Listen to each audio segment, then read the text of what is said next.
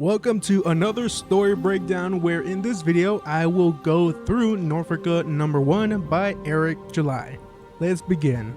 We start off with Alfador speaking to his young son Valadan, whom we've only seen the adult version in ISOM number 1. He's given Valadan and us a bit of backstory of the realms. Midgard is the realm of humans, of Earth.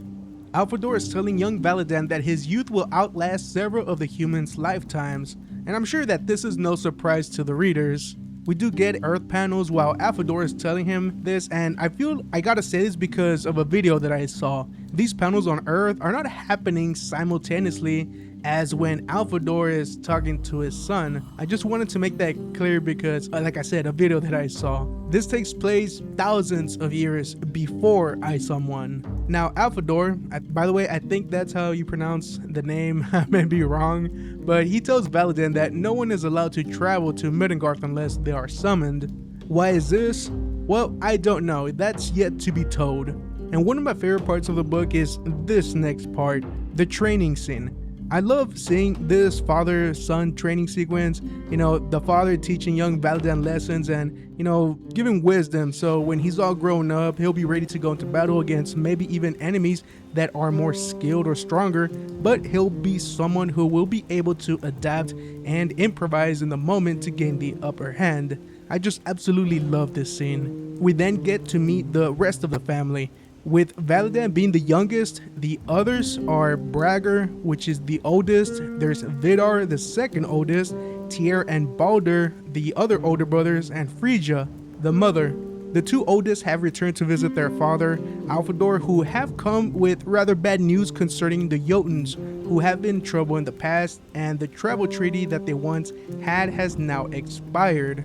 Now, they do set forth to Jotunheim, not as warriors to wage war, but to seek answers and seek peace. Now, what happened cannot go unaddressed. A bit more on the issue that happened a bit later. Now, Angrasia opens the portal to Jotunheim, where they are told to meet with a sergeant called Bergelmir, and he is not loving the idea of Asgards in their lands. The eldest, Bragger, is discussing with Bergelmir, asking why he is making trouble for peaceful Asgards traveling through the waters heading home. Bergelmir states that the Asgards had plenty of time to go back home, and here you can tell that the Jotuns have no problem with destroying Asgard's ships since Bergelmir considers that ship theirs since it's in their seas. As tensions are rising right now between the Asgards and Jotun, an explosion occurs.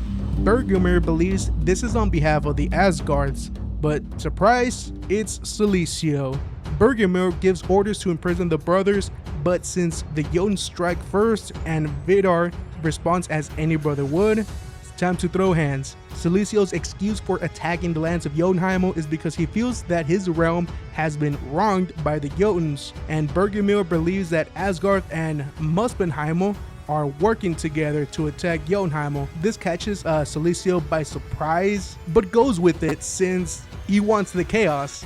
A couple of guards chase Silecio, but they are no match for him as Silecio turns them into ash with his flames. Meanwhile, Bragger and Vidar are fighting the Jotuns. Ladiro shows up, which he reminds me of Goro from Mortal Kombat with the 4 arms. Unfortunately for Bragger and Vidar, they are not strong enough to take on Ladiro, as he uses his strength to seriously weaken them. With the brothers now in prison, Bergelmir arrives to show them mercy if they promise not to return to Jotunheim. With Vidar pissed off that they came in peace only to be treated with violence, he says he does not suffer such insolence lightly. Now, I wanted to smack the crap out of Vidar here, but I don't blame the character. Adrenaline and anger is still brewing, which then he chose his words poorly. Bergelmir draws his sword and chops his left foot, but still chooses to let them go back to the bridge so they can go back to Asgard. And I thought it was a bitch move when Bruglada, who is the ambassador to Jotunheim, her best idea to take them to the bridge was to form this water sphere and place them inside where they can drown. This seems to just keep getting worse and worse because of a misunderstanding. Angrasia takes custody of them and takes them back home, where the brothers are greeted by the rest of the family. Baldur, one of the brothers, he wants to take action against the Jotuns, which Alfador dismisses that idea. And during this scene, it makes me think that maybe Baldur will be the one to trigger something off because he's really pissed and he wants his piece of flesh for the damage caused to his brothers. The brothers are then taken with Ira, I think that's how you pronounce it, to see what she can do for them. And then we're off to Muspelheim, the land of Cilicia, where he tells his beloved that all he wanted to do was rattle Jotunheim's gate. But if it comes to war, then let it be so. I love this next page where we get a glimpse of the other realms, but Cilicia states that there is another realm, a realm which many see it as a mere fable, but Cilicia doesn't see it as such, and that is the realm of Neandala, the realm of which Takari comes from, and this is to be continued in Norfrica number 2, where we will focus on that realm. Now, this was a lot of fun to read again, and I'm ready for this journey to continue and to see how it is that in ISOM 1, Valadan and Takari ended up on Earth as musicians, just waiting for the right time for them to call in reinforcements. They are no strangers to getting involved in the affairs of Earth, and that's something that is clear in ISOM 1. I wonder how many issues there will be of Norfrica until we get to present day as well. And what about the threat that they'll be facing on Earth? Could this be Cilicia rising once again after he was defeated?